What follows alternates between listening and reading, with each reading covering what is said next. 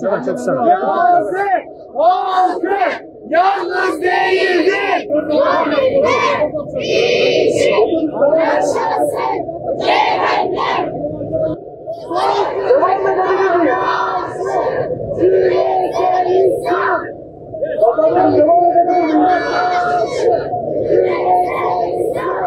Ziyonist uşağı darbeci sistem. Ziyonist uşağı darbeci sistem. Sessiz kalmaz. Tekbir!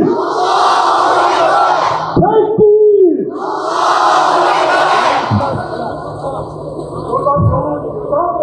Bir kardeşçi oluşturmasını talep ediyor. Kardeşler cep telefonlarının ışıklarını açalım lütfen. Yalnız değildir.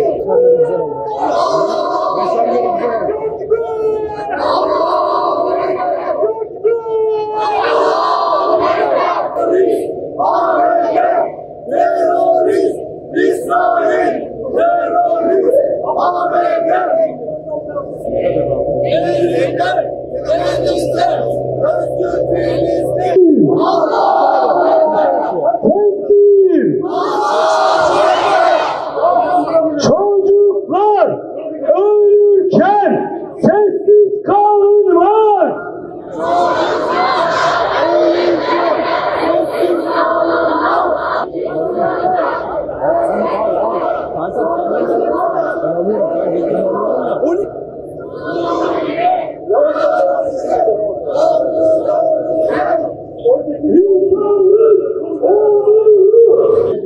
Nehirler, denizler, özgür Filistin. Müslüman zulme boyun eğmez.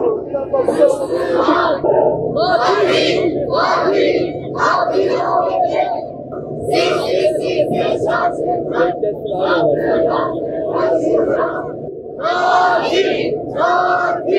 Katil İsrail. Katil İsrail. Katil İsrail. Bizi şaşırma. Sabrımızı taşırma. Sizi şaşırma. Sabrımızı taşırma. Tekbir! Tekbir! Zalimler için yaşasın cehennem! Zalimler için yaşasın cehennem. Zalimler için yaşasın cehennem. Zalim ABD ortak olur terör. Bir ruh, diktat, mesleği kıya hasta! Zalimler için yaşasın cehennem!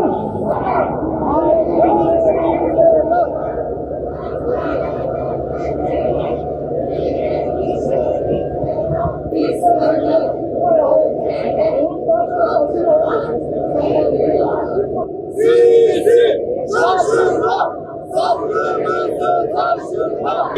Neyler!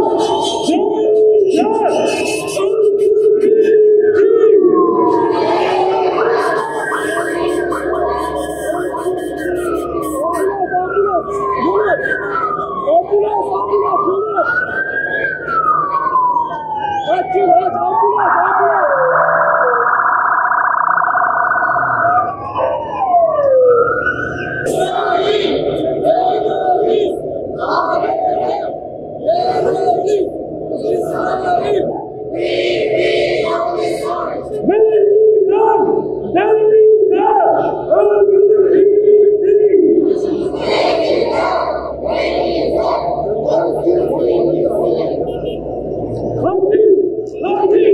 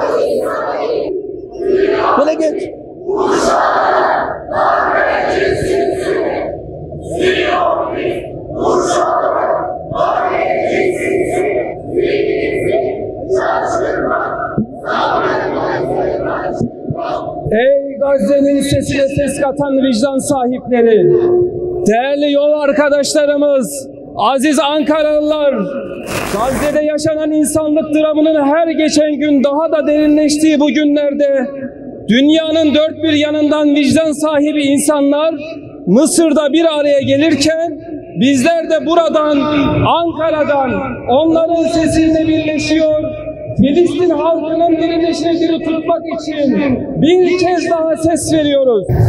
İsrail gayrimeşru bir işgal çetesidir.